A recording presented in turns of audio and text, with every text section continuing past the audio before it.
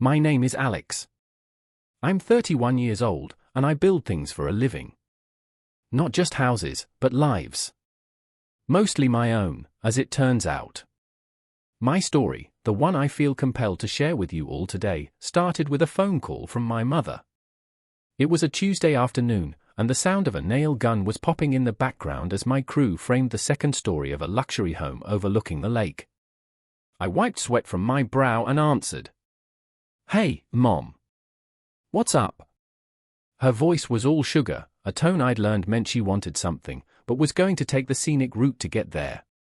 She talked about the weather, my Aunt Carol's hip replacement, and finally, "Oh, honey, we're having a little get-together on Saturday for your father's 65th.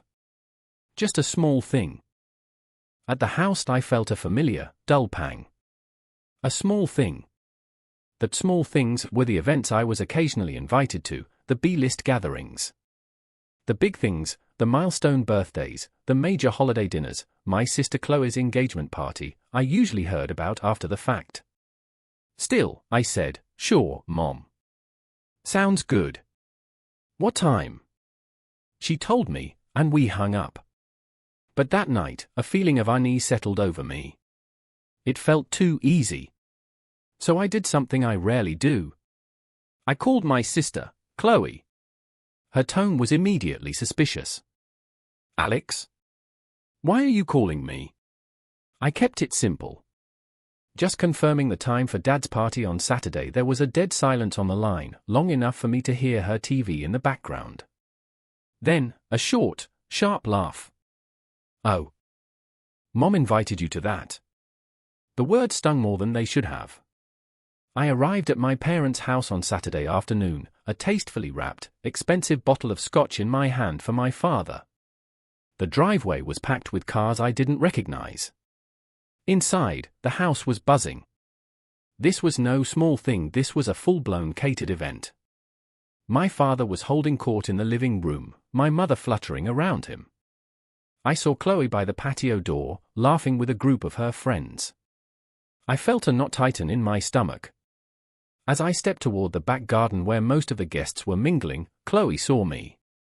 Her smile froze for a fraction of a second before morphing into something condescendingly sweet. She walked over, her champagne flute tipping precariously. She gestured with her glass toward the front door I'd just come through. "Alex, what are you doing here?" she asked, her voice loud enough for those around us to hear. "Mom invited me." For Dad's birthday, Chloe let out another one of her performative laughs, the kind that was designed to belittle. "Oh, this?"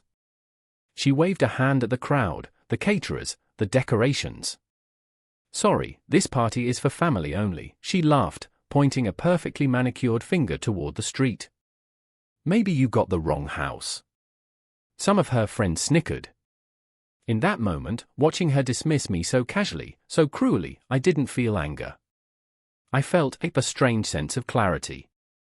She had no idea who she was talking to.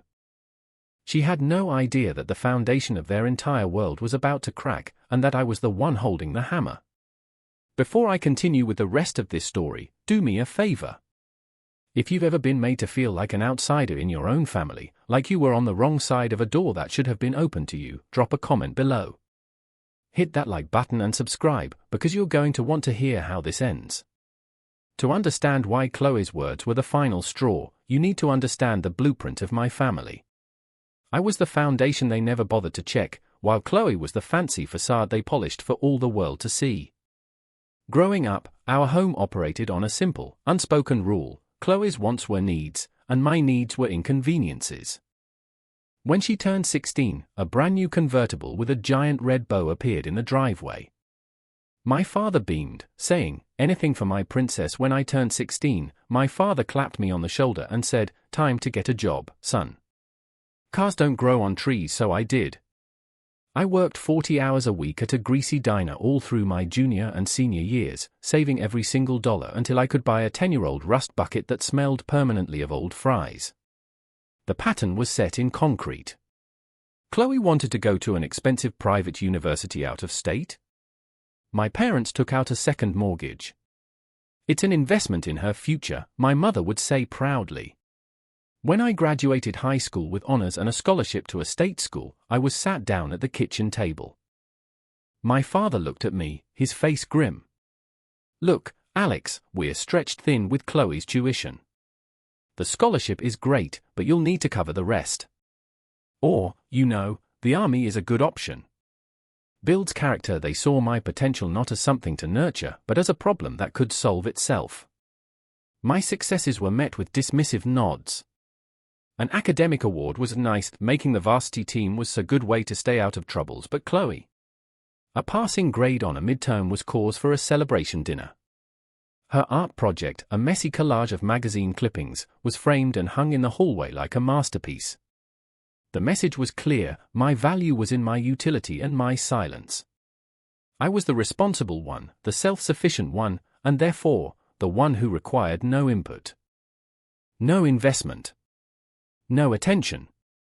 I was simply expected to function, to not be a burden, while they poured all their resources, financial and emotional, into the shimmering, unreliable vessel that was my sister. I learned early on to stop seeking their approval because it was a currency they didn't mint for me. I learned to rely on myself, to fix my own car, to budget my own meager earnings, to be my own cheerleader. While they were busy building a pedestal for their golden child, I was down in the dirt, learning how to build a life from the ground up, brick by painful brick. This backstory isn't for sympathy. It's the context. It's the reason that when my sister, standing in the middle of a lavish party paid for by my parents' dwindling retirement fund, pointed toward the door and told me I didn't belong, I didn't see an insult. I saw an invoice. And I knew, with chilling certainty, that it was almost time for them to pay it. After the conversation with my father about college, something inside me clicked into place. It was the cold, hard realization that if I was going to have anything in this life, I would have to build it myself, far away from the shadow of my family. I enrolled in a local community college, taking night classes in construction management and structural engineering while working full-time during the day. My family barely noticed. To them, I was just Alex, who works in construction, a vague and slightly disappointing title. My first real break came from a man named Gus, the owner of the small contracting firm where I first got a job as a laborer. Gus was in his late 60s, with hands like leather and an eye for detail that was second to none. He saw something in me my parents never did, a relentless work ethic and an obsession with getting things right. He took me under his wing, moving me from grunt work to framing, to electrical, and finally to project management. He was more of a father to me than my own ever was. He taught me how to read blueprints, how to manage a crew, how to bid on a job, and most importantly, how to value my own work. "Kid," he'd say, chewing on an unlit cigar, "never let anyone make you feel like your skill is common. What you do, building something real and lasting out of nothing. That's a kind of magic." For 5 years, I was his shadow. I saved every penny. I lived in a tiny, run-down apartment, drove the same beater car, and poured all my money and energy into learning the trade. My family assumed I was struggling. Chloe would occasionally make jokes about me being a handyman, and my mother would sigh and ask if I was eating enough. They never asked about my work, my ambitions, or my life. The separation was a quiet, unacknowledged chasm. When Gus decided to retire, he made me an offer that changed my life. He offered to sell me the business, the tools, the truck, the client list, for a price that was criminally low. He called it an investment. I drained my savings, took out a small business loan, and at 26 years old, I became the owner of Evergreen Construction. For the next 5 years, I worked like a man possessed. I lived and breathed the business. There were nights I slept in my truck on a job site because I was too tired to drive home. I reinvested every single dollar of profit back into the company, upgrading equipment, hiring skilled craftsmen, and building a reputation for quality that was unmatched in our region. I slowly transitioned the company from small renovations to large-scale custom home builds, catering to a wealthy clientele who wanted perfection and were willing to pay for it. All of this happened in complete secret. To my family, I was still just Alex, the handyman who probably lived paycheck to paycheck. They never saw the new trucks with my company logo on the side. They never saw the magazine features on the homes I'd built. They had no idea I was the president of a multi-million-dollar company. My success was my own. It was a private kingdom I had built with my own 2 hands, a fortress against the indifference of the people who were supposed to be my biggest supporters. It was my secret weapon, and I was just waiting for the right moment to deploy it. Back at my father's party, standing on the perfectly manicured lawn, the sting of Chloe's words faded, replaced by a cold resolve.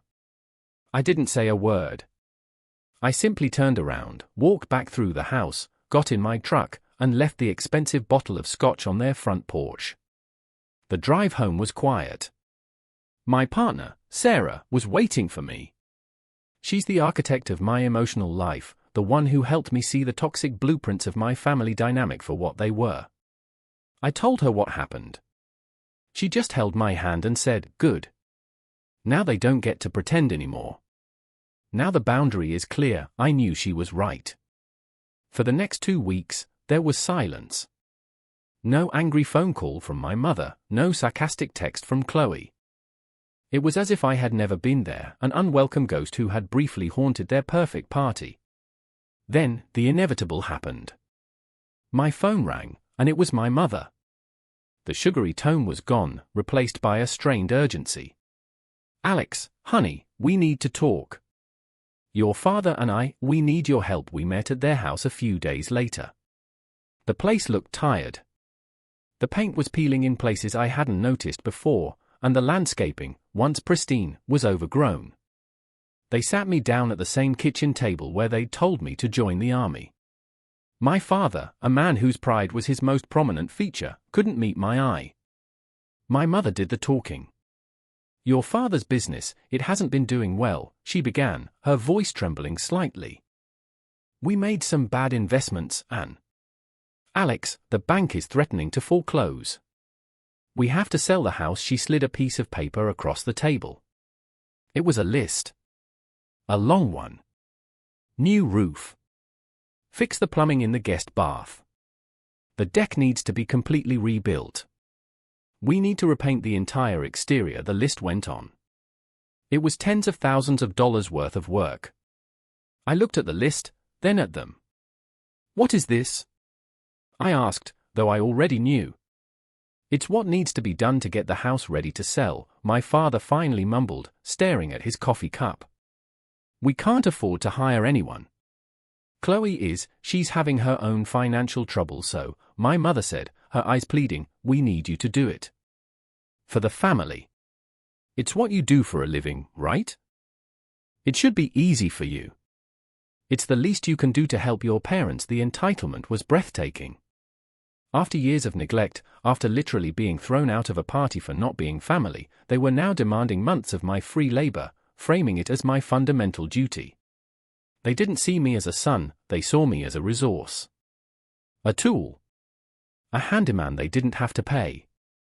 I folded the list neatly and put it in my pocket. I looked at my mother's desperate face, my father's broken pride. And I felt nothing but the calm, quiet hum of a decision that had been made long ago. The family meeting was their idea. A week after I'd taken their list, my mother called again, her voice laced with a new, sharper edge of impatience. "Alex, we need a commitment from you. We need to know when you can start. We're holding a family meeting on Sunday to finalize the plan. Chloe will be there. We expect you to be, too." I agreed. The day of the meeting, I left my house early. I didn't drive my personal car. Instead, I took the flagship truck from my company fleet, a brand new, fully loaded Ford F-350, gleaming black, with the Evergreen Custom Homes logo emblazoned in silver on the doors. I parked it directly in front of their house, blocking the view from the living room window. I walked in and found them all waiting, arrayed on the living room furniture like a tribunal. My father in his armchair, my mother on the sofa, and Chloe, lounging as if she were a queen holding court. "Finally," Chloe said, rolling her eyes. "Some of us have plans." My father cleared his throat. "Alex, we need to get started on this. Time is running out. We need you to start work on the roof this week." My mother nodded. "And the deck needs to be your next priority. We can't have potential buyers seeing it in this state. They had it all planned out, my entire schedule for the next several months, a litany of demanding tasks. I let them finish. I let the silence hang in the air for a moment before I spoke. I won't be doing any of that, I said calmly. My father's face darkened. What did you say? I said no, I repeated, my voice even. I will not be fixing your roof, or your deck, or anything else on that list, Chloe scoffed. Oh, here we go. What do you want, money? After everything Mom and Dad have done for you. The irony was so thick I could have cut it with a knife. They've done nothing for me, Chloe. They invested in you. They paid for your car, your college, your life. They told me to fend for myself. So I did. I stood up and walked to the window, looking out at my truck. You see that truck out there? That's one of 6 in my fleet. The company name on the side? Evergreen Custom Homes? That's my company. I built it from nothing. While you were all celebrating Chloe's C+ averages, I was working 60-hour weeks. While you were taking out loans for her, I was saving every dime to buy my first piece of equipment. They stared at me, their faces a mixture of confusion and disbelief. My mother's mouth was slightly agape. What are you talking about? She whispered. I turned back to face them. You want to sell this house because the bank is foreclosing. I know. But you're a little late. The entire parcel of land this neighborhood sits on was sold 3 months ago to a developer. A developer who is planning to tear all these houses down to build a new multi-million-dollar luxury community. My father stood up, his face pale. How do you know that? He demanded. And then I delivered the final blow. The reveal I had been holding onto for years. I know that, I said, looking him directly in the eye, because the developer is me. My company bought this land. In 60 days, I owned this house. The silence that followed was absolute. It was the sound of their entire world shattering. Shock. Disbelief. And then, slowly, a dawning, ugly realization in their eyes. The handyman they had disdained was now the man who held their fate in his hands. The shock in the room was a physical thing, a sudden drop in pressure that left them all breathless. Chloe was the first to find her voice, and it was laced with a greedy, frantic energy that was entirely new. You have that much money? You own all this? She was looking at me differently now, not as her loser brother, but as a walking, talking bank vault. My father sank back into his chair, looking decades older. My mother just kept shaking her head, whispering, I don't understand. I let them stew in it for a moment before I continued. I built a life for myself, I said, my voice low but carrying to every corner of the room. A successful one. With no help from any of you. In fact, it succeeded because I had no help from you. Your neglect was the best motivation I ever could have asked for. I looked at my mother. You want me to help because we're family? The last time I was here, I was told this was for family only, and then pointed toward the door. I turned my gaze to Chloe, who flinched. Those were your words, weren't they, Chloe? She had the decency to look away. Well, I've decided to adopt that policy for myself. My success, my company, my money, it's for family only. I paused, letting the words land. And family, to me, is about love and support. It's about showing up. It's about mutual respect. By that definition, none of you qualify. My father found his voice, a roar of pure, impotent rage. How dare you? After all we've done for you, you stand there and, done for me. I cut him off, my own voice rising for the first time. What have you done for me? You wrote me off. You saw me as a burden, a problem to be solved, while you poured everything into her. You didn't invest in a son, you just ignored one. Now your bad decisions have come home to roost, and you expect the son you ignored to bail you out? That's not how it works. I took a deep breath, the anger receding, leaving only a vast, empty calm. This was it. The turning point. The moment I took back every ounce of self-worth they had ever tried to deny me. I was no longer the boy begging for scraps of their attention. I was the man who owned the table they were sitting at. You have 60 days to vacate the property, I said, my voice flat and businesslike. That's the legal requirement. I suggest you start packing. I turned and walked toward the front door without a backward glance. I could feel their eyes on my back, a burning mixture of hatred, desperation, and for the first time, a sliver of terrified respect. I didn't need to hear what they would say next. I didn't need their apologies or their recriminations. For the first time in my life, I walked away from them feeling not loss, but liberation. The door clicked shut behind me, and it felt like closing a chapter that should have ended years ago. The 60 days that followed were a masterclass in emotional manipulation. The initial shock wore off and was replaced by a desperate, multi-pronged campaign to regain control. It started with my mother. She would call me at all hours, her voice thick with tears. "Alex, how can you be so cruel?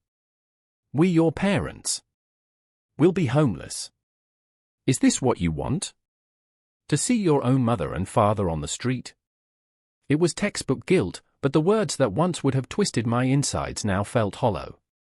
I had Sarah, my partner, who would listen to my retellings of these calls and just shake her head. "This isn't about love, Alex," she'd say gently. "It's about control. They're losing it, so they're trying every tool they have left. When the tears didn't work, the flying monkeys were deployed. Relatives I hadn't spoken to in years started calling, fed a carefully curated story of a cruel, ungrateful son who had come into money and was now evicting his poor, elderly parents. Most of them I just ignored. The one exception was my Aunt Carol, my mother's sister. She called not to pressure me, but to understand. "Your mother's telling everyone you're a monster," she said, her voice weary. I told her the whole story. The party. The list. The years of being treated like a second-class citizen. There was a long silence on the other end. "I always knew they favored Chloe," she finally said. "I just didn't know it was that bad." "Alex, you do what you have to do. You don't owe them anything." Her validation was a balm on a wound I didn't even know was still so raw. Chloe's approach was less subtle. She sent a barrage of texts that swung wildly between vitriolic insults and entitled demands. One minute I was a heartless bastard, the next she was sending me links to designer handbags with the message, "Since you're so rich now, you can at least buy me this. I deserve it for having to deal with all this stress you've caused." I blocked her number. Through it all, I held firm. I had my chosen family to lean on. Sarah, my rock. Gus, my mentor, who, when I told him the story, just grinned and said, "Good for you, kid. You built your own house, you get to decide who lives in it." My friends and my team at work celebrated my strength. They were the pillars holding me up, proving that the family you build can be infinitely stronger than the one you're born into. The calls from my mother became less frequent, the guilt trips losing their power with each repetition. I was building a new emotional foundation, one that wasn't susceptible to their particular brand of termites. As the 60-day deadline approached, the reality of their situation began to set in. Their frantic attempts to secure a loan or find a buyer for a house that was no longer theirs to sell predictably failed. The consequences of a lifetime of irresponsible choices were finally coming due. On the final day, a moving truck, much smaller than the one that had delivered their furniture decades ago, pulled up to the house. I didn't go there myself, I had my lawyer handle the final walkthrough. He reported that they left the house in a state of disarray, a final, petty act of defiance. They moved into a cramped, two-bedroom apartment in a less desirable part of town, the kind of place they would have looked down their noses at just a few months prior. My father's business, already on life support, officially folded. Without the house to leverage, he had no capital and no credit. At 65, he was forced into a retirement he was completely unprepared for. Chloe, who had been living off a generous allowance from my parents, was cut off. She had to get a real, 9-to-5 job for the first time in her life, a humbling reality check that she complained about bitterly to anyone who would listen. Meanwhile, my life moved in the opposite direction. Free from the weight of their expectations and my own lingering resentment, I thrived. My company landed its biggest contract yet, an entire community of sustainable luxury homes. Sarah and I got engaged, and we began designing our own dream home, to be built on the choicest lot of the new development, a place with a view of the lake that was all ours. I poured my energy into healing. I started talking to a therapist to unpack the complex emotions tied to my upbringing. It was hard work, acknowledging the hurt without letting it define me. I learned to separate the child who craved their approval from the man who no longer needed it. My chosen family became the center of my world. We had weekly dinners, celebrated small victories, and provided unwavering support. I was building a life rich in what truly mattered: love, respect, and genuine connection. I realized their downfall wasn't my victory. My victory was the peace I found in my own life, a life built on solid ground, far away from the toxic, unstable foundation of my past. The sound of their world crumbling was just distant noise, the sound of my own world being built was a symphony. Several months passed. The demolition of my old neighborhood began, clearing the way for the new future I was building. I had almost no contact with my biological family. The silence was a relief. Then, one evening, an unknown number popped up on my phone. I almost ignored it, but something made me answer. It was my mother. Her voice was different. The manipulative tears and the strained anger were gone, replaced by something quiet and brittle. "Alex," she said, her voice small. I know you probably don't want to hear from me." I didn't say anything, just waited. "We were wrong," she said, the words sounding rusty, unused. "The way we treated you, it was wrong." I was so focused on Chloe, on appearances. I didn't see you. I didn't see what a wonderful man you were becoming. And I am so sorry. It wasn't a perfect apology. It was tinged with self-pity, and it didn't erase decades of neglect. But it was a start. It was the first time she had ever acknowledged her role in the dynamic. It was the first crack of light in a long-closed door. I didn't offer immediate forgiveness. I didn't say, "It's okay." Instead, I said, "Thank you for saying that, Mom." A week later, I agreed to meet her for coffee. Not at her apartment, not at my home, but on neutral ground. It was awkward. She looked tired, aged by her new circumstances. We talked, really talked, for the first time in my adult life. I laid out my boundaries clearly. Our relationship, if it was to continue, could not involve money, business, or any kind of obligation. It would be based solely on respect and a genuine effort to know one another. She agreed. My father and Chloe were a different story. My father was too proud to ever admit fault. Chloe remained resentful, viewing me as the source of her problems rather than the product of her parents' favoritism. I accepted that I might never have a relationship with them, and I was at peace with it. The reconciliation with my mother was tentative, fragile. It wasn't a Hollywood ending where we all hugged and cried and everything was magically fixed. It was something more real, a slow, cautious process of building something new from the wreckage of the old, based on a new, hard-won foundation of honesty. Looking back on this entire journey, from the boy saving up for a beta car to the man who held the deed to his childhood home, the most important lesson I learned had nothing to do with money or revenge. It was about self-worth. For so long, I had been searching for validation in a place that was designed to withhold it. I thought their approval was the prize. But the real prize was realizing I never needed it in the first place. Their neglect, as painful as it was, forced me onto a path of radical self-reliance. It compelled me to build my own skills, my own success, my own definition of family. The cruelty of that final party, my sister's casual dismissal, wasn't the wound, it was the scalpel that cut the final, toxic cord connecting me to a dynamic that was holding me back.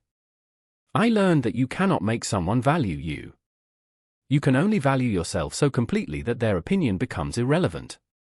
The vindication wasn't in watching them fall, it was in my ability to stand tall on my own.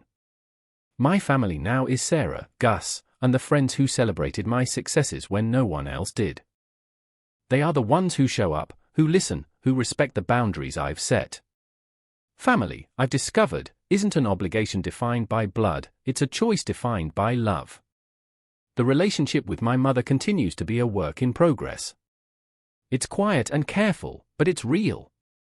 It's a testament to the fact that people can change, even if it takes losing everything to see the truth.